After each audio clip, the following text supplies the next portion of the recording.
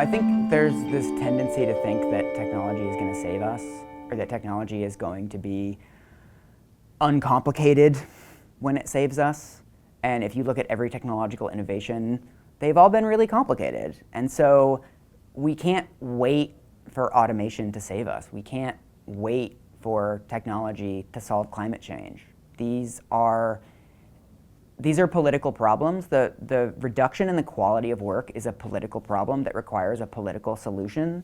There's no app for forming a union in your workplace. There's no app for raising the minimum wage where you live or raising taxes on rich people.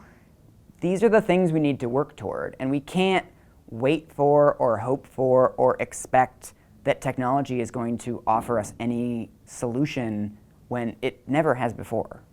If you're a millennial, one of the things that will probably make you really mad is that when our parents were protesting the Vietnam War, Americans under 45 outnumbered Americans older than 45 by 2 to 1. So when they were electing JFK and when they were protesting the Vietnam War, they could elect politicians to put them in power.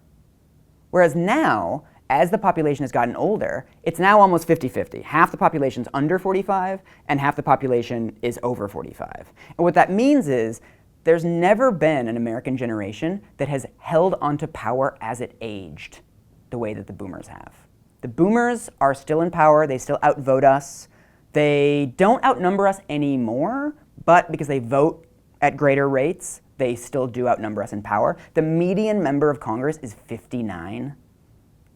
That is bad. If you're a millennial, you've spent your entire life being told by everybody from teachers to MTV that you should vote.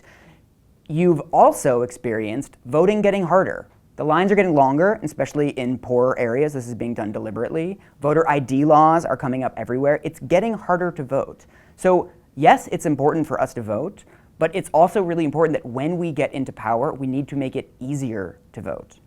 I live in a state where you receive your ballot in the mail. There's no waiting in line. You get it, you have 2 weeks, the postage is paid, and you send it back. We have way higher turnout, especially in primaries, than a lot of other states do. If you're working 2 jobs, it makes perfect sense for you not to vote. Of course you're not going to stand in line for 3 hours.